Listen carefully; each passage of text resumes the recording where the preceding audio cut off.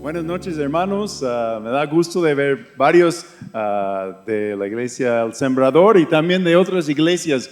Yo creo que Dios tiene algo especial planeado para nosotros esta noche.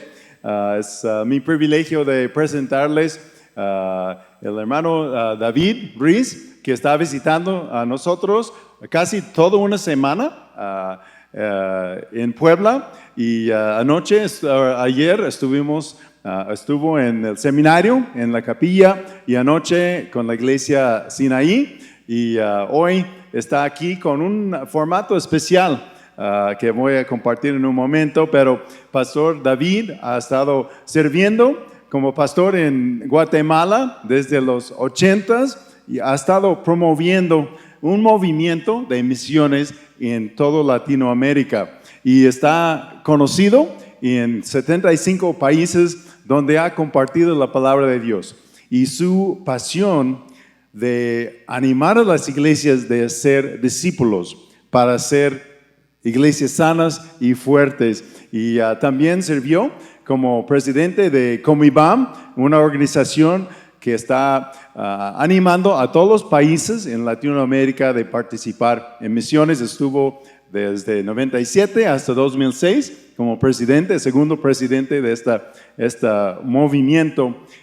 Yo empecé a trabajar más de cerca con David cuando empezó la pandemia, y empezó a compartir sus cursos de transformación de la iglesia en línea por la pandemia, cursos que había enseñado por varios años antes, y desde entonces ha capacitado como 600 pastores y líderes, entiendo, en este curso. Yo recuerdo hace 2 años, varios de líderes de esta iglesia, El Sembrador, tomó sus cursos y estuvimos hablando de lo que les impactó, y estaban leyendo el libro Transformación de la Iglesia, escrito por el hermano David, y estaban diciendo, eso nos interesa mucho, pero no sabemos cómo se implementa en nuestra iglesia. Sería bonito si podía venir aquí y podemos hacerles preguntas y escuchar su respuesta. Y yo dije, bueno, vamos a orar que Dios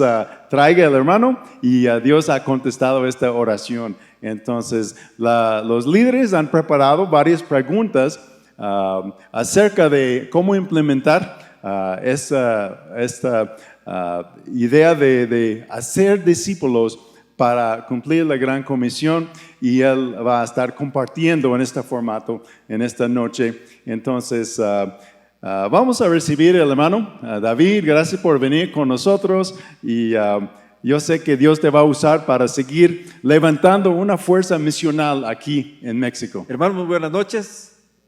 Es un privilegio muy especial para mí, me siento muy contento. La verdad, este es un regalo del Señor, el que nuestro hermano Esteban y la iglesia hubieran preparado esta oportunidad para podernos encontrar, para conocer a muchos de ustedes, algunos con los cuales hemos trabajado ya por un poco más de un año, como Oldman, que ha estado sirviendo con nosotros en Avant.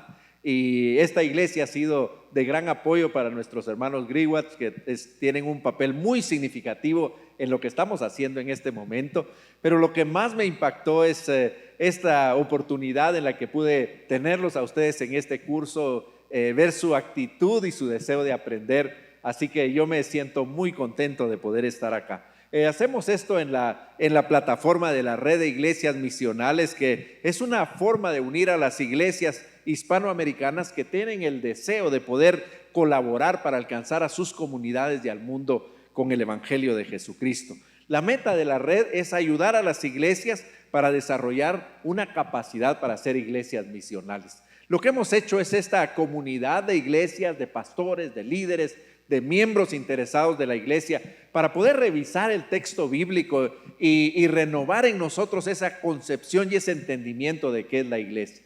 La verdad, yo estoy muy apasionado porque aun cuando el Señor me ha permitido en los últimos 30 años servir en la movilización misionera, primero a nivel regional en Comibam, luego a nivel más global en la Alianza Evangélica Mundial, pues siempre el corazón pastoral sigue latiendo fuertemente. Y creo que si pudiera describir lo que soy, diría que soy un pastor prestado a las misiones, y uno no puede dejar de ver la necesidad de la iglesia para renovarse en este aspecto. Así que pues me siento muy animado que más y más se está despertando este interés de preguntarnos qué es la iglesia, qué hace la iglesia y cuál es la medida del éxito de la iglesia, y particularmente en qué manera nosotros podemos transformar la iglesia en esa que es el organismo más poderoso que el Señor puso sobre la faz de la tierra. A través de todo este tiempo en el que he estado sirviendo en este ministerio, pues el Señor me ha dado una oportunidad que creo que es un privilegio muy especial. Me ha permitido estar sentado, podría decir, en las primeras filas para ver lo que el Espíritu Santo está haciendo, particularmente en lo que se llama el sur global, en África, en Asia y en América Latina. Y lo que yo puedo ver ahí, particularmente en América Latina, es como el sonido de una ola que comienza a levantarse, una ola de misioneros que van a llegar a impactar el mundo con el Evangelio. Pero estos misioneros no pueden salir solos, porque el llamado misionero no fue para individuos, fue para iglesias. El mandato de la Gran Comisión no es para instituciones, es para la iglesia, para que la iglesia cumpla con esa tarea. Así que por eso es que estamos ocupados en esto, y esto fue lo que me motivó a escribir el libro de la transformación de la iglesia, el que algunos de ustedes están conociendo, la transformación de la iglesia. Podríamos decir, este seminario en el que ustedes participaron es la primera parte de un programa que hemos desarrollado en la red de iglesias misionales, que tiene como propósito el poder ayudar a la iglesia y a sus líderes en particular, en primer lugar, para entender cuál es la misión de Dios, entender cuál es el papel de la iglesia y entonces definir a la iglesia como una iglesia misional. No todos sin duda han pasado por este seminario, así que lo que quiero es compartir con ustedes rápidamente el corazón de este seminario. Para quienes estuvieron en el seminario van a ver que voy a saltar algunos detalles que son muy significativos, pero veo el entusiasmo de ustedes por saber esto. Y yo lo que quiero es contarles la historia de lo que pasó en aquel monte. En aquel momento que nosotros encontramos en Mateo capítulo 28, versículos 19 al 20, cuando el Señor Jesucristo se encuentra por última vez con sus discípulos. Generalmente llamamos a este pasaje el pasaje de la Gran Comisión. En la práctica se ha vuelto la Gran Omisión, pero ninguno de los dos nombres le queda bien, porque lo que nosotros leemos en este pasaje, que sin duda muchos de ustedes lo saben de memoria y que quiero leer ahí a partir del versículo 19, por tanto, id y haced discípulos a todas las naciones, bautizándolos en el nombre del Padre y del Hijo y del Espíritu Santo, enseñándoles que guarden todas las cosas que os he mandado, y he aquí, yo estaré con vosotros todos los días hasta el fin del mundo. Como les decía, ninguno de los dos nombres le queda, porque esta no es solamente una comisión, aun cuando les da unas instrucciones claras a los discípulos. Y lamentablemente no debería de ser una omisión, porque esto debería estar constantemente en la mente, no solamente de los pastores y líderes, sino también de cada miembro. Lo que estamos leyendo es nada más y nada menos que las últimas palabras de Jesucristo. Y cuando pensamos que Jesucristo, como el Hijo de Dios, sabía que ese era su último encuentro con los discípulos, podemos entender la importancia y el cuidado que Él puso en comunicar sus últimas palabras. Cuando vemos aquí en este encuentro, a veces nos confunden los cromos que vemos nosotros en la escuela dominical, donde vemos a los discípulos con una cara sonriente despidiendo al maestro, pero en realidad, cuando leemos con detenimiento este pasaje, para ellos fue un momento muy difícil, un momento muy significativo, porque siempre vamos a este pasaje y comenzamos a leer exactamente donde yo leí. Pero si regresamos un momento, un par de versículos, y comenzamos en el versículo 16, nos damos cuenta que las últimas palabras de Jesucristo hicieron un impacto significativo y profundo en cada uno de los discípulos. Ahí leemos nosotros en el versículo 16, dice: pero los 11 discípulos fueron a Galilea, al monte que Jesús les había ordenado. Ahí es donde comienza el conflicto. Porque de los 12 discípulos que el Señor Jesucristo había elegido, solamente quedan 11. Y estos 11 llegan verdaderamente a este encuentro con una sensación de fracaso. En primer lugar, porque uno de ellos, el que hace falta, Negó al Señor Jesucristo, no lo negó, sino entregó al Señor Jesucristo, lo vendió por 30 piezas de plata. El que siempre el portavoz de ellos y que fue el único que tuvo el valor de seguir al Señor a esa escena del crimen, lo negó 3 veces. Y el resto salieron huyendo, y se dice que de uno de ellos que incluso le tomaron de la ropa y se libró de la ropa y salió desnudo. Y en el momento de la verdad abandonaron al maestro. ¿Cómo se imaginan ustedes que llegan los discípulos a este encuentro con el Señor Jesucristo? ¿Cuál es ese sentimiento de Señor Jesucristo? No pudimos nosotros en el momento de la verdad responder a lo que tú esperabas. Cuando continuamos leyendo nos damos cuenta que la crisis es todavía más compleja. Porque en el siguiente versículo dice, y cuando le vieron, ¿qué?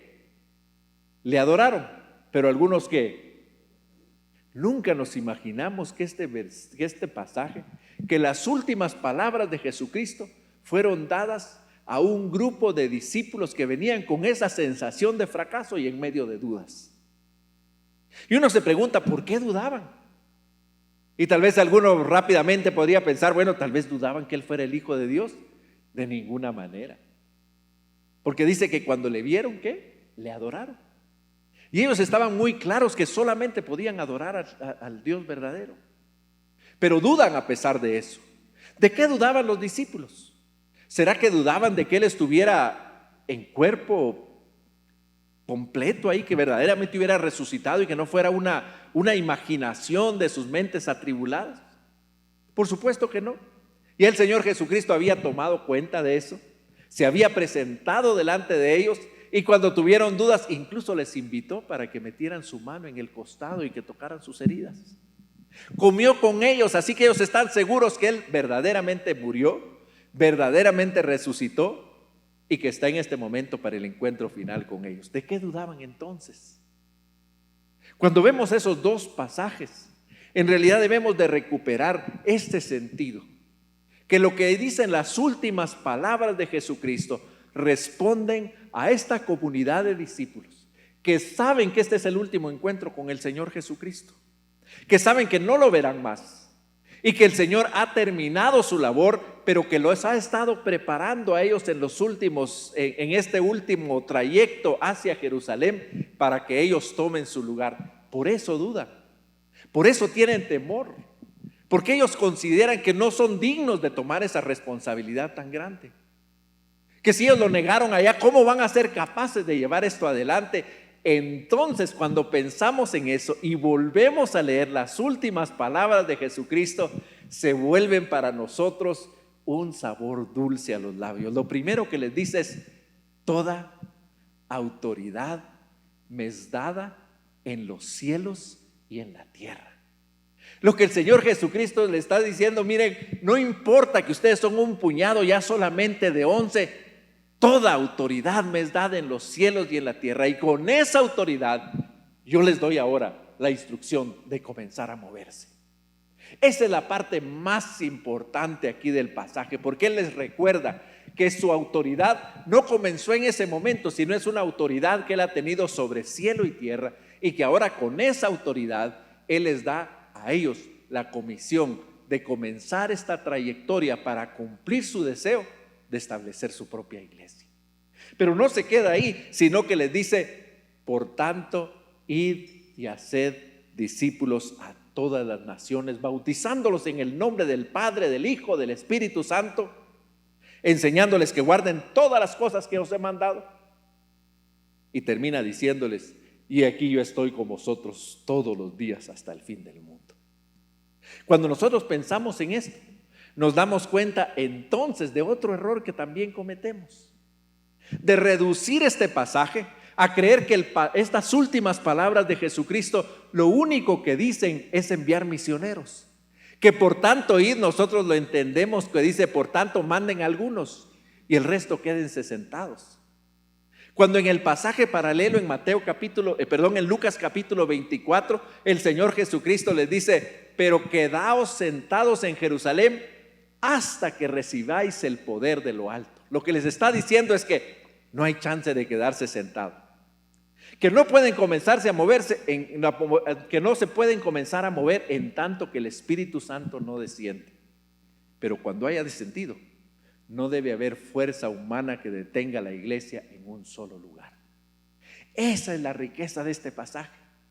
Pero en ese momento, cuando ellos reciben estas poderosas últimas palabras del Señor Jesucristo, ellos se dan cuenta, les hace clic, como decimos a veces, les cae el 20, como dicen aquí en México, de que todo lo que el Señor Jesucristo les ha estado hablando en este último trayecto que Él hizo desde Cesarea de Filipos hasta Jerusalén, fue un entrenamiento para que ellos tomaran esa responsabilidad de ser los primeros líderes, los que iniciaban este movimiento que ahora nosotros conocemos y del cual nosotros somos parte.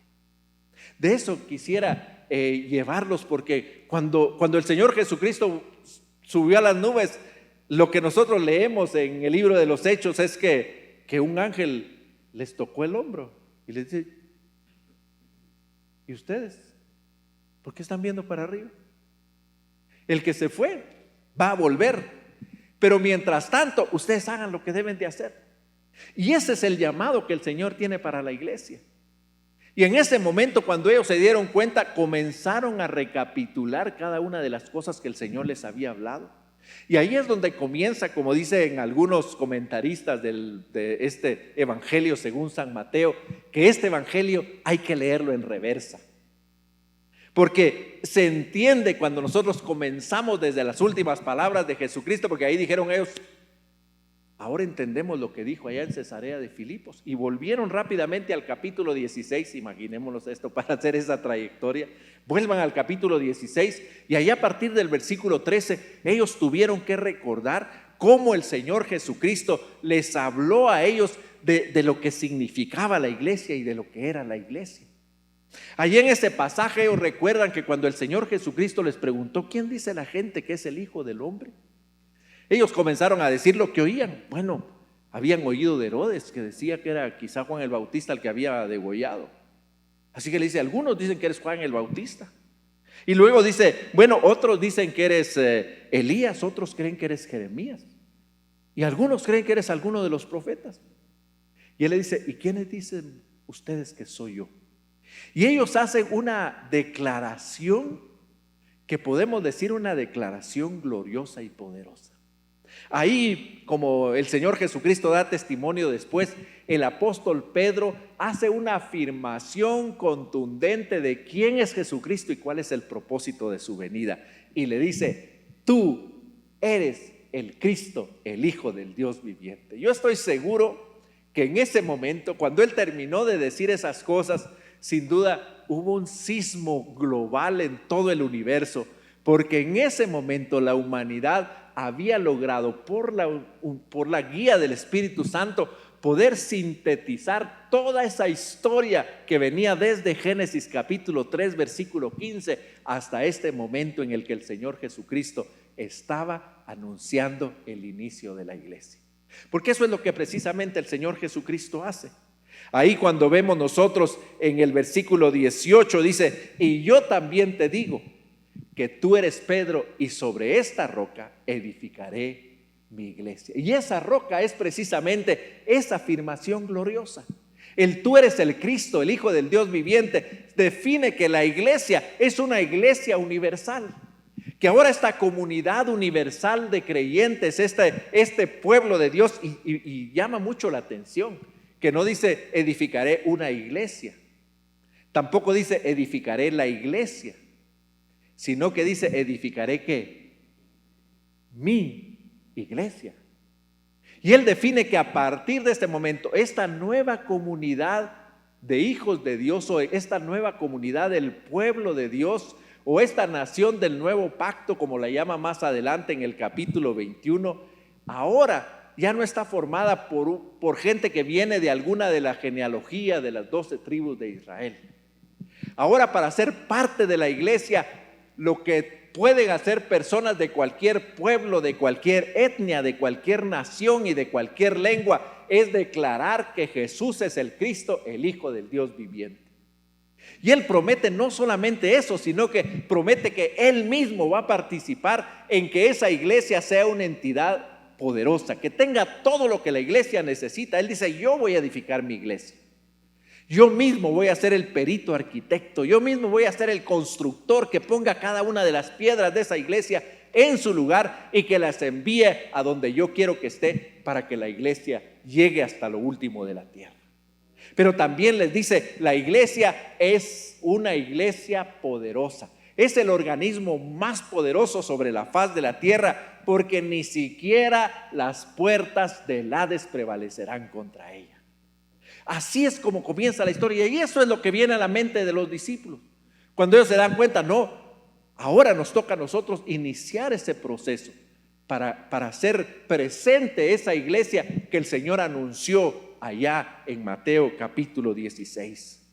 Pero el Señor sigue hablando y le dice en el versículo 19: y a ti te daré las llaves del reino de los cielos, y todo lo que atares en la tierra será atado en los cielos, y todo lo que desatares en la tierra será desatado en los cielos. Y lo que aquí muestra es que la iglesia existe para ese proceso de desarrollo continuo, de poder llegar hasta lo último de la tierra. Lo que el Señor Jesucristo nos ayuda a que nosotros constantemente estemos revisando nuestra eclesiología, estemos revisando para qué existe la iglesia y qué es lo que hace la iglesia. Y lo que él hace es lo que el apóstol Pedro personifica ahí en Hechos capítulo 2 hasta el capítulo 10, cuando en el capítulo 2 él utiliza la primera de estas llaves que tiene el nombre de Jerusalén, y luego de hacer este poderoso mensaje en el capítulo 2, cuando la gente cae de rodillas y le dice: varones hermanos, ¿qué haremos?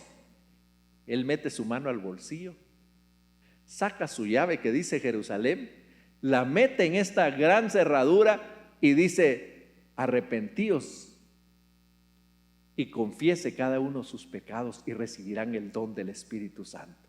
Y entonces abren esta puerta y más de 3,000 personas entran a formar parte de la iglesia. Así que ahí vemos nosotros cómo ellos comienzan esta trayectoria de establecer la iglesia primero en Jerusalén, luego allá en el capítulo 8, cuando nosotros vemos que la iglesia comienza a crecer de una manera poderosa y fuerte y muy rápida en Samaria. Entonces Pedro y Juan son enviados, y sin duda que mientras iba caminando Pedro le hacían ruido las llaves que todavía le quedaban en la bolsa. La siguiente, como vemos ahí en Hechos capítulo 8 versículos 14 al 16, ahí ellos preguntan: ¿han recibido el Espíritu Santo? Los cristianos dicen no. Y entonces él comienza a imponer las manos, y en ese momento el Espíritu Santo viene para firmar la iglesia en Judea, en Samaria, y él toma estas llaves, las pone en la cerradura, y Judea y Samaria también son abiertas para el evangelio. Luego allá en el capítulo 10 nosotros vemos cómo ahí en ese encuentro con Cornelio, ellos le preguntan: mira, un ángel vino y nos dijo que tú tienes un mensaje especial para nosotros. Y él comienza a relatar acerca de la promesa de la salvación, que también incluye a los gentiles. Y ahí en medio de la predicación, como vemos en el capítulo 10 versículo 44, ahí en medio de la predicación el Espíritu Santo le mete la mano a Pedro, saca la última llave que dice los gentiles, abre esta puerta que se llama gentiles, y se abre. Y entonces, como él dará testimonio unos capítulos después, si el Espíritu Santo se derramó sobre los gentiles, ¿quiénes somos nosotros para impedir que ellos sean parte de la iglesia? Entonces ven, todo esto está dando vueltas en la mente de sus discípulos. Pero ellos también recuerdan que el Señor les tocó el punto más importante de lo que la iglesia es y lo que la iglesia hace. La iglesia sí, la iglesia es una invitación universal para que todas aquellas personas que confiesan que Jesús es el Cristo, el Hijo del Dios viviente, puedan ser parte de esta que es su propia iglesia, que es su iglesia universal. Pero también aquí nosotros podemos entender en este pasaje, o podemos ver en este pasaje con claridad, que también así como ellos entran a formar parte de la iglesia tiene un propósito. Y cuando leemos nosotros, y cuando ellos escucharon esas últimas palabras que el Señor Jesucristo les dijo, por tanto, id y haced discípulos, ellos entendieron que la iglesia existe para estar en movimiento constante y continuo hasta lo último de la tierra. Lo que esa frase, por tanto, id, dice, es mucho más que solo enviar misioneros. Es mucho más que solo enviar a unos pocos y que el resto se quede en el lugar donde estamos. Es que la iglesia tenga esta conciencia de que tiene una naturaleza peregrina. Que la iglesia, como escribió Samuel Escobar, es una iglesia que nació para viajar, como él dijo. Es una iglesia que viaja, y lo dijo de una manera muy poética. Dijo, la iglesia se mueve hacia los cuatro confines en un trance de obediencia. Esa es la iglesia. Una iglesia que está en constante movimiento. Por eso es que estas cuatro llaves nos ilustran a nosotros esa trayectoria que los discípulos hicieron efectivamente. Cuando nosotros leemos la historia nos damos cuenta que en solamente 300 años ellos literalmente llenaron el imperio romano del mensaje del evangelio. Para el año 325, cuando Constantino estaba a punto de asumir el poder sobre toda Roma, ya el 56% del imperio romano confesaban que eran cristianos. ¿Cómo comenzó? Con estos 13 que tenían dudas y temor allá en el monte. Así comienza la iglesia. Así comienza este movimiento que espera ser replicado en medio de nosotros. Llevemos más que 11 en este lugar. El Señor es capaz de hacer grandes cosas cuando nosotros transformamos nuestra mente y recordamos estas instrucciones del Señor Jesucristo. Pero no solamente esto, sino que el Señor Jesucristo dice, la iglesia existe para moverse con un propósito.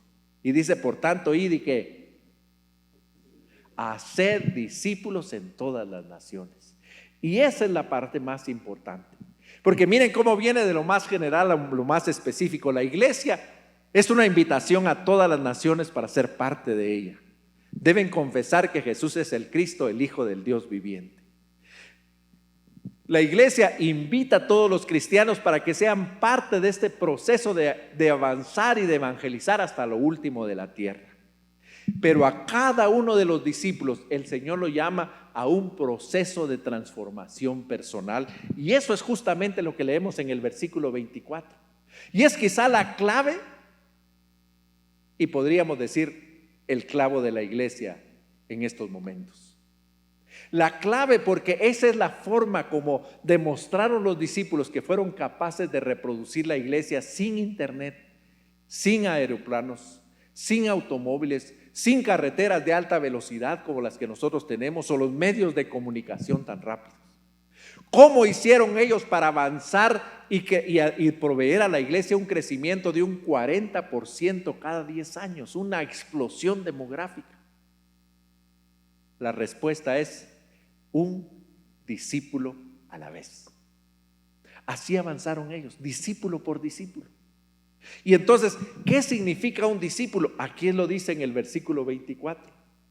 Cuando les dice, entonces Jesús les dijo a sus discípulos, si alguno quiere venir en pos de mí, ¿cuál es la primera condición? Niéguese a sí mismo. Y eso es lo que ilustra aquí esta gráfica. Es ese momento cuando nosotros tenemos que entender que nuestro discipulado significa pasar por una transformación de nuestro carácter, para que nuestro carácter cada día se alinee más a Jesucristo. La gran disfunción o el gran problema por lo cual el discipulado se vuelve el clavo de la iglesia es porque nosotros hemos aprendido equivocadamente a hacer una división entre cristianos y discípulos. ¿No es cierto? Nosotros hemos llegado a pensar equivocadamente que es posible ser cristiano sin ser discípulo. A veces nosotros, somos cristianos y a veces como pastores nos paramos al frente para invitar a los que quieren ser discípulos para una clase. Nosotros mismos a veces perpetuamos esa confusión. Pero si vamos a Hechos capítulo 11 versículo 26, ahí dice que a los discípulos se les llamó cristianos. Se les puso un apodo de cristianos porque eran discípulos de tal manera que se parecían tanto a Cristo que decidieron que decidieron llamarlos cristianos, es decir, aquellos que se parecen a Cristo, aquellos que son como Cristo, aquellos cristitos, estos que hacen lo mismo que Cristo, hablan como Cristo, se conducen como Cristo, obran como Cristo, así que pongámosles cristitos, cristianos.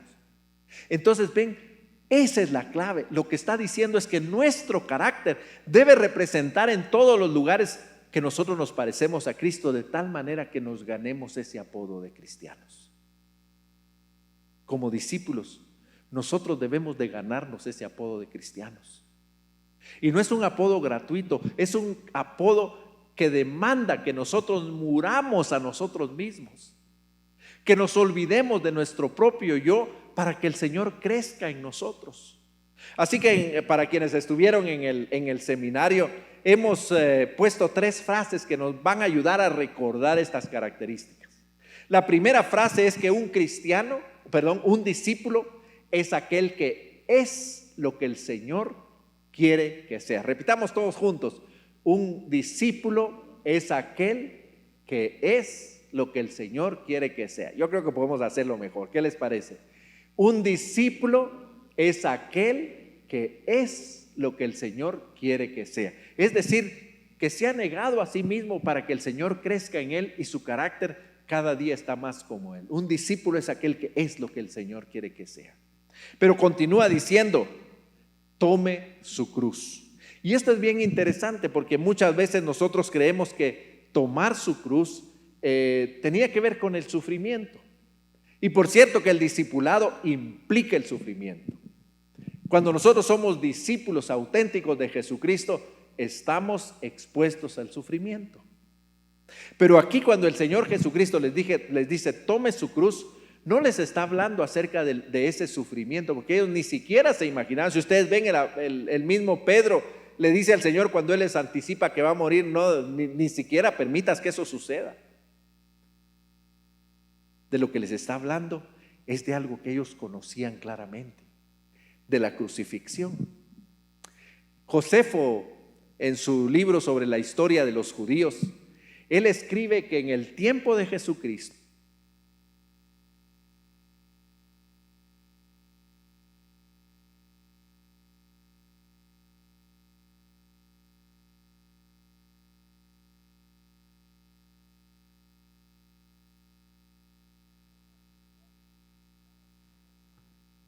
así que cuando pensamos en los discípulos que están oyendo esto, ellos saben de lo que se trata la crucifixión. Y ellos sabían que cuando un condenado a la crucifixión salía de la cárcel, lo primero que hacían era le ponían el patíbulo, así se llama esa parte de madera transversal, horizontal, que está en la parte superior de la cruz. Esa parte era la que acomodaban aquí, se la amarraban con cueros en las manos. Y él tenía que atravesar toda la ciudad cargando esa parte de la cruz sobre sus hombros, y sobre esa cruz le escribían ahí la razón por la que iba a morir. Este va a morir por traidor, este va a morir por no pagar impuestos, este va a morir por haber afrentado al César, este va a morir por esto, por lo otro. Así que ellos tenían que exhibir, tenían que exhibir la razón por la que iban a morir por toda la ciudad. Cuando nosotros lo vemos aquí con claridad, lo que el Señor Jesucristo les está hablando cuando habla acerca de la cruz, es que nosotros en nuestras acciones debemos exhibir que nosotros somos discípulos del Señor Jesucristo. Es decir, lo que nosotros pensamos, lo que nosotros decimos y lo que nosotros hacemos debe representar que somos auténticos discípulos de Jesucristo.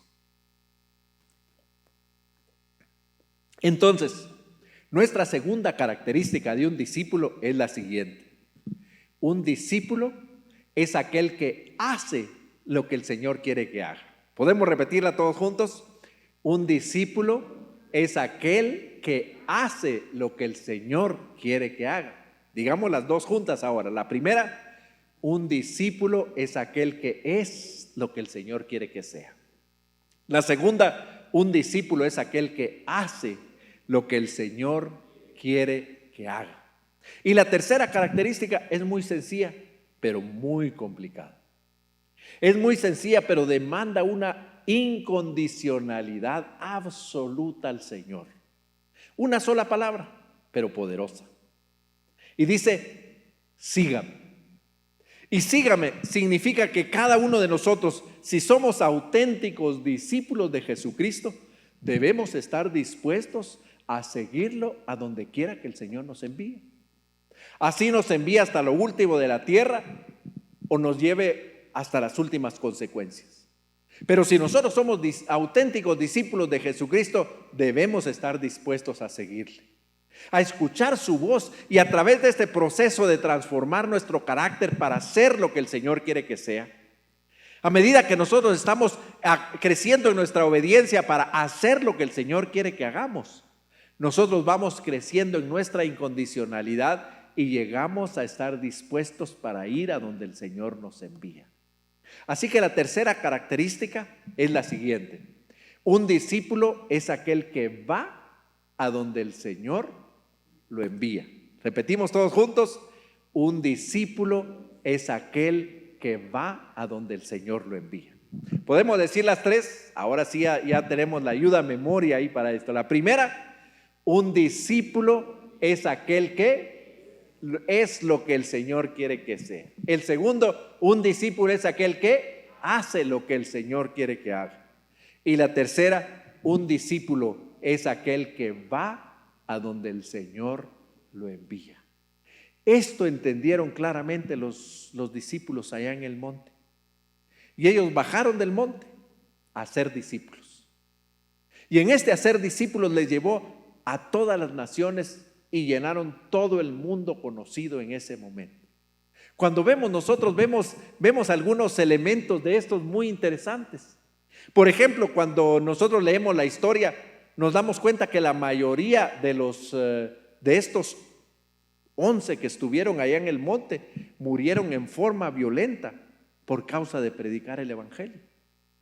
Pero con solo 2 excepciones, todos murieron fuera de Jerusalén.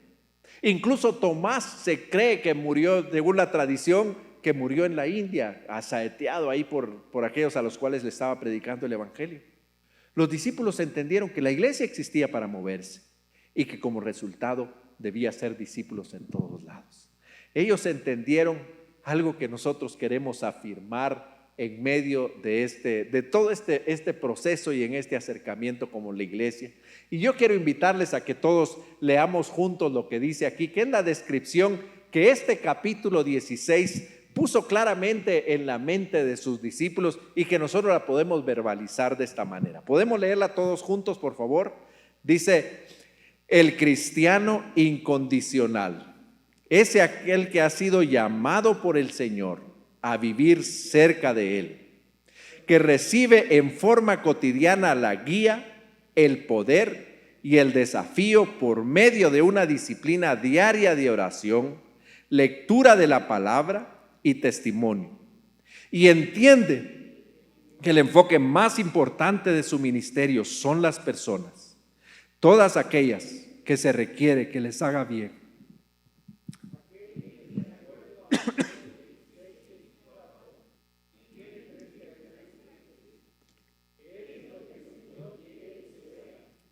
Hace lo que el Señor quiere que haga y va a donde el Señor lo envía. Eso es lo que nosotros somos. Para eso existimos. Y cuando nosotros nos acercamos más a esta expectativa de Jesucristo, más y más poderosa se vuelve la iglesia en la cual nosotros estamos. Más y más significativa es la participación de esa iglesia en poner el evangelio disponible hasta lo último de la tierra. Y más nosotros comenzamos a ver una transformación de las familias, del entorno de cada uno de estos discípulos, para que cada día podamos ver a más personas acercándose a la salvación por la cual el Señor Jesucristo vino y murió en la cruz del Calvario. Hermanos, este es el corazón de todo el libro de la transformación de la iglesia. Es ese momento en el que ellos finalmente entendieron que el Señor les había entregado el batón a ellos, la comisión de llevar adelante el establecimiento del reino de los cielos. Y que comenzaron una iglesia que no se detuvo hasta que la iglesia, en medio de esta confusión, comenzó a institucionalizarse y perdió ese avance incontenible que la llevó literalmente hasta lo último de la tierra. ¿Qué vamos a hacer nosotros? Bueno, la primera cosa que necesitamos es revisar nuestra vida a la luz de estas tres características. Yo quiero animarles a que cerremos nuestros ojos un momento y nos hagamos esas tres preguntas importantes que este pasaje nos lanza. La primera, ¿estoy permitiendo que mi carácter esté transformándose diariamente para llegar a ser lo que el Señor quiere que nosotros seamos, lo que quiere que yo sea? ¿Me parezco cada día más a Cristo? Trate de recordar cuándo fue la última vez que alguien le dijo: qué diferente eres. ¿Cómo es que puedes enfrentar esas decisiones y mantenerte firme? La segunda pregunta que necesitamos hacer es si mi obediencia verdaderamente agrada al Señor cada día. Si verdaderamente estoy haciendo lo que el Señor quiere que yo haga. Examinemos nuestros pensamientos, nuestras palabras y nuestras acciones. Si cuando nosotros hablamos y actuamos con nuestros labios y con nuestras manos, verdaderamente representamos a Jesucristo. Y en tercer lugar, la gran pregunta y la pregunta crucial: ¿estamos nosotros dispuestos a ir a donde el Señor nos envíe, aun cuando sea hasta lo último de la tierra? De eso se trata la vida cristiana. Así que acompáñenme a orar en esta noche y a decirle de todo corazón: Señor Jesucristo, yo quiero ser un verdadero y auténtico cristiano incondicional. Señor, yo quiero representarte en cualquier lugar donde yo esté, las 24 horas del día. Señor, yo quiero ser lo que tú quieres que yo sea. Yo quiero hacer lo que tú quieres que yo haga. Y yo quiero ir a donde tú me envíes. Señor, confiando en tu promesa de Hechos 1:8, te pido que tu Espíritu Santo me dé el poder para que yo pueda comenzar o fortalecer mi capacidad de demostrar que soy un auténtico discípulo de Jesucristo. Te lo pido en el nombre de Jesucristo. Amén. Amén. Bueno, vamos a pasar entonces a la parte de las preguntas y espero que ustedes puedan pensar en algunas preguntas adicionales. Aquí el pastor, el hermano, viene a compartir con ustedes cuáles son las instrucciones y a compartir las preguntas. Creo que después me van a dar una maestría o algo así, porque las preguntas están difíciles. No, pues muchas gracias. Antes que nada, como decía Esteban, la pandemia ha dejado muchas cosas buenas y entre ellas, en el liderazgo de esta iglesia, fue conocer tu libro y acercarnos a ti. Y lo decíamos el domingo, y lo dijo Esteban bien, ¿no? Nosotros deseábamos que vinieras y el Señor te trajo. Muchas gracias, hermano. Y nosotros hicimos estas preguntas, después pasaremos si alguien de ustedes tiene una pregunta, les pasaremos el micrófono. Pero nosotros como liderazgo, cuando leímos tu libro, nos quedamos con muchas preguntas, sobre todo de cómo es la implementación. ¿Cómo no? Y acá las tengo escritas y bueno, ya las habíamos enviado también antes para que no fueran así nada más de imprevisto. Sin anestesia. Bien, dice, hemos entendido, hablando nosotros como liderazgo, que la misión de la iglesia es hacer discípulos. Hay muchos consejos para hacerlo. Y la pregunta es, si tú llegaras a una iglesia, que es esta iglesia, el Sembrador, de 29 años, a desarrollar un programa para hacer discípulos incondicionales, de todos los pasos que dijiste, ¿qué es lo primero que tú harías? ¿Cuál es el primer paso en una iglesia en la cual al día de hoy no tenemos una misión? O sea, no hay una misión la cual tengamos, de que dependa de nosotros. Tenemos 29 años, hemos tenido misiones, se han perdido, pero al día de hoy no hay este celo evangelístico. Muchas gracias. Yo creo que la primera cosa que nosotros necesitamos hacer es demostrar bíblicamente qué significa el discipulado. Creo que hay muchos programas y tenemos muchas ofertas de programas para ser discípulos, de 3 selecciones aquí, de 3 libros allá, muchos programas. Pero nosotros necesitamos, la primera cosa que necesitamos hacer es volver a estos textos y entender claramente cuál es la esencia del discipulado. Y entender luego, basados en la Escritura, cuál es el modelo de Jesucristo. Y en el modelo de Jesucristo nos damos cuenta que es a veces muy diferente del modelo que nosotros seguimos. El modelo de Jesucristo fue el de compartir la vida con los discípulos. Él no los llamó a una clase y les dio una lección de 2 horas y les puso unas tareas para que regresaran la siguiente semana. El Señor los invitó a estar con ellos. Él les enseñó cuando Él sufría. Ellos lo vieron llorar. Ellos lo vieron alegrarse cuando resucitó a una niña de 12 años. Ellos lo vieron detenerse por una persona que no valía la pena y se dieron cuenta que necesitaba detenerse por esta mujer porque necesitaba reconstruirla. Eso fue lo que hizo el discipulado. Así que lo primero que haría sería volver otra vez a los orígenes y alejar el discipulado de un programa para hacerlo un estilo de vida. La segunda cosa, recordar la esencia del discipulado. El discipulado no es un programa público, es una intimidad en realidad. Y yo creo que si el Señor me diera esa oportunidad y si comenzáramos así, siguiéramos este ejemplo que tú dirías, yo preguntaría, ¿quiénes son aquellas personas a las que yo voy a comprometer a invitarlas a que me acompañen? Y en ese proceso de invitarlas a que me acompañen, yo voy a comenzar a desafiarlos para que ellos hagan lo mismo con alguien más o con otras personas de su familia, dentro de la iglesia o fuera de ella. Pero no como un programa, sino que yo me siente contigo, que comamos juntos y que en medio de la conversación tú vayas viendo, yo me haga siendo transparente contigo y que tú veas que yo también fracaso, pero ¿qué hago para enfrentarlo? Que yo te pueda hacer esas 3 preguntas que debemos de recordar, o esas 3 cosas que nosotros siempre debemos preguntar a nuestro discípulo. La primera, ¿cómo estás en tu relación personal con el Señor? Pero no, la respuesta no es, bueno, acabo de leer un libro. No, ¿qué es lo que el Señor te está diciendo realmente el día de hoy? ¿Cómo te habla el Señor? Esa es la primera pregunta. La segunda pregunta, ¿cómo estás respondiendo a ser un agente de la misión de Dios en el lugar donde está? ¿Qué conflictos has tenido? ¿Has tenido oportunidades para hacerlo? Y esto no significa que Él vaya a detenerse en su trabajo y predicar, sino como decía, que no se sabe si en realidad lo dijo John Stott o no, pero él lo repetía mucho. Él decía, predica el evangelio. Y si hay necesidad, habla.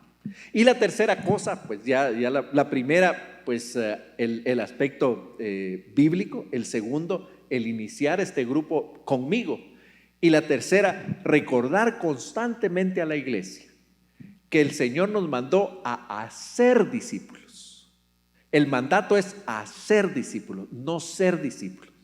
Porque muchas veces el discipulado se detiene cuando pues terminamos este proceso y tú dices, bueno, yo ya soy discípulo, así que ya la hice, ya cumplí. No, el Señor nos mandó a hacer discípulos. Es decir, yo estoy siendo discípulo para ser discípulos. Y yo me voy a esmerar en ser mejor discípulo para que mis discípulos puedan tener un mejor ejemplo.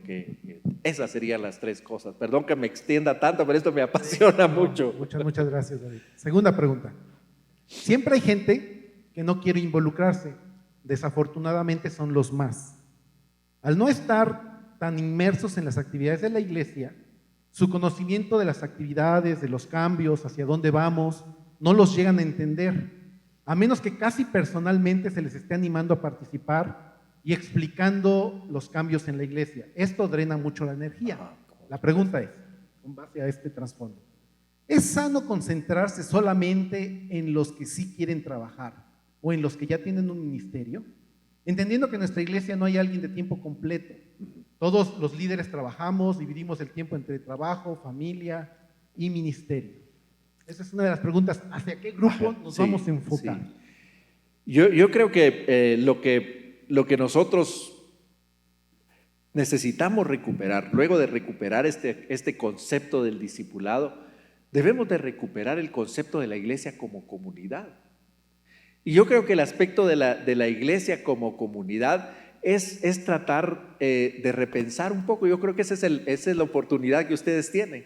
En este momento el Señor les ha dado la oportunidad de haber pasado por una pandemia en la que ustedes aprendieron muchas cosas o hicieron muchas cosas que nunca se imaginaron que iban a hacer.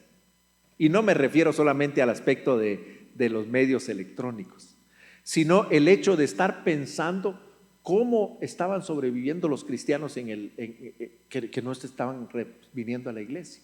Entonces yo creo que muchas veces nosotros hemos sobreenfatizado el programa. Y ustedes vienen, escuchan una conferencia y luego se van, pero no participan. Yo creo que si nosotros comenzamos a recuperar el concepto de la iglesia como comunidad y comenzamos a reducir el tiempo en el que nosotros estamos al frente y comenzamos a aumentar el tiempo en que los miembros están intercambiando para aprender juntos, eso comienza a ayudar a aquellos que van un poco retrasados a darse cuenta de lo que se están perdiendo. Y si a esto le sumamos que van a comenzar a observar el crecimiento de aquellos que están en las redes de discipulado, esas son muy fuertes. ¿Cómo podemos hacer esto? Déjenme dar un par de ejemplos que he observado y que me han llamado mucho la atención. Tal vez son ejemplos un poco lejanos de acá, pero solamente para ilustrar el asunto. Recuerdo que estuve en Escocia y en una iglesia muy pequeña que estaba enfrente de una escuela de artes. Entonces esta iglesia comenzó a pensar cómo hacemos nosotros para hacer una iglesia que le dé la bienvenida y que sea amigable a los artistas. Yo fui a la iglesia y me impresionó, el líder pasaba al frente, leyó la escritura y dio una explicación de 5 a 7 minutos, creo que no fue más de 7 minutos lo que él habló. Y todos estábamos sentados en sillas, en mesas redondas.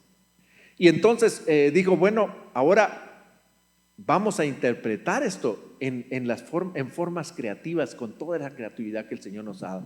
En la silla, en la mesa en la que yo me senté, había una mujer que era música, era artista de la música.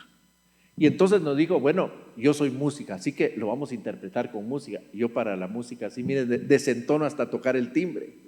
Entonces yo dije, bueno, yo aquí no puedo contribuir. No, dijo, pero ¿sabe? ¿Te gusta escribir? Y eso sí me gusta escribir sonetos, así que lo de las palabras sí se me viene. Entonces dijo, bueno, dividamos 2 grupos, los que les gusta escribir y los que tienen algo de conocimiento de la música. Y así lo hicimos.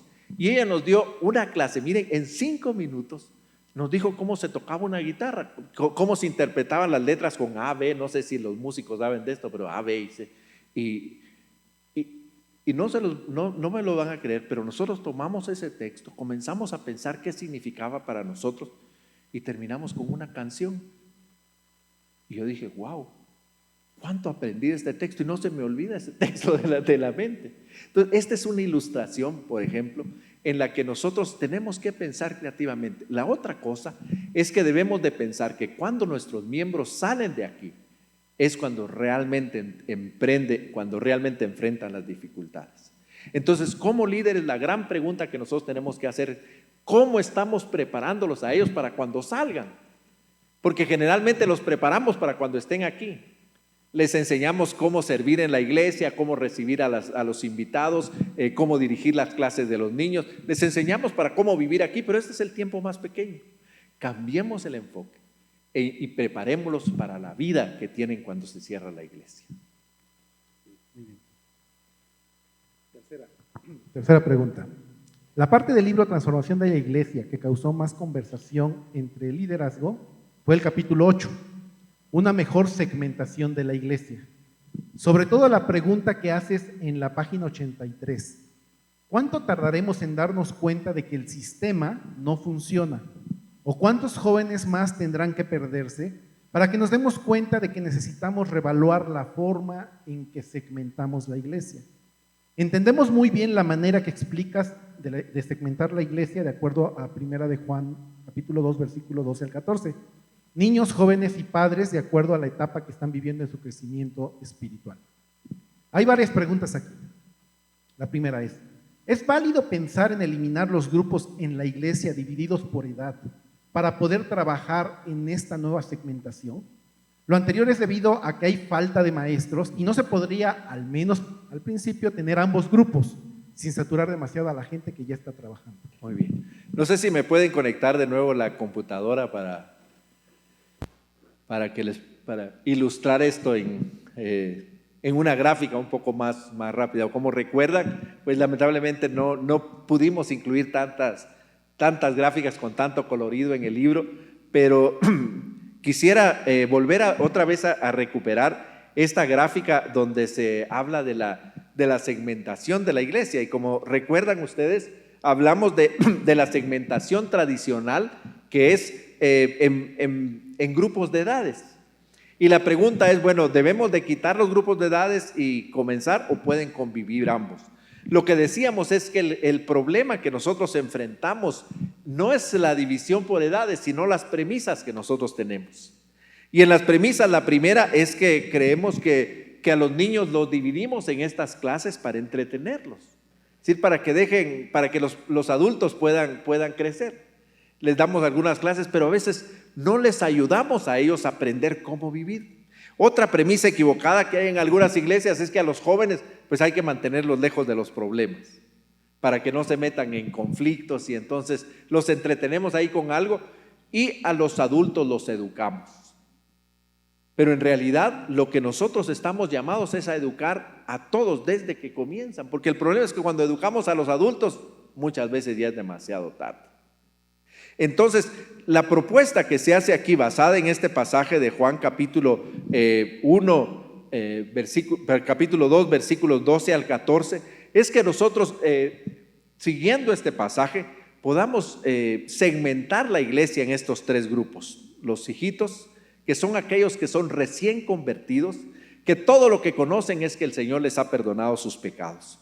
Los jóvenes son aquellos que están demostrando efectivamente que están aprendiendo cada día más y que están creciendo en la obediencia, y sobre todo que cada día se están alejando más del pecado y de las malas prácticas en su vida. Y los terceros son los padres, que conocen al Señor íntimamente y que son capaces de inspirar a los jóvenes y de llevar a los niños por esta trayectoria. Entonces, la propuesta que se hace con la transformación de la iglesia es que en la transformación de la iglesia, nosotros, siguiendo con esa estructura que tengamos, pensemos en segmentar a cada uno de los grupos que ya tenemos.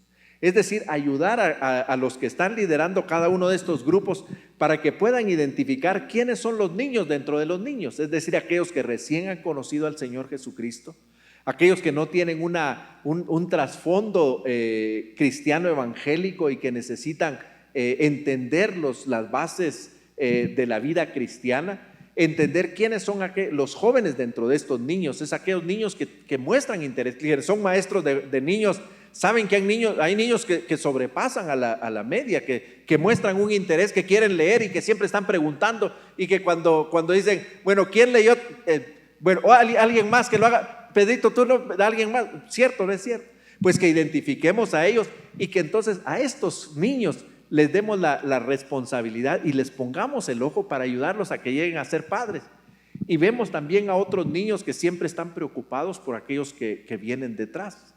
Entonces, así lo mismo hacemos nosotros dentro de los adultos. Y entonces, en cada uno de estos segmentos, la idea es cambiar nuestra mente. Porque nosotros educamos a todos en el mismo nivel, pero no están en el mismo nivel. Y todo es que nosotros abramos nuestros ojos y podamos observar quiénes son estos que están representando estos grupos y le demos a cada uno la dosis que necesita para crear esta dinámica dentro de cada uno de los grupos. Así que no se trata de quitarlos, no se trata de cambiar la estructura, sino de que nosotros fortalezcamos el trabajo en cada uno de estos grupos. Y yo creo que eso da mucha más creatividad, particularmente a los profesores de de los segmentos de prejuveniles para abajo, en el que ellos pueden utilizar la narración, por ejemplo, las historias bíblicas, pero de una manera diferente para poder ver cómo resaltan estos grupos. Ajá. Y para hacer esa segmentación, ¿tienes algún ejemplo de cómo hacerlo o es solo observando?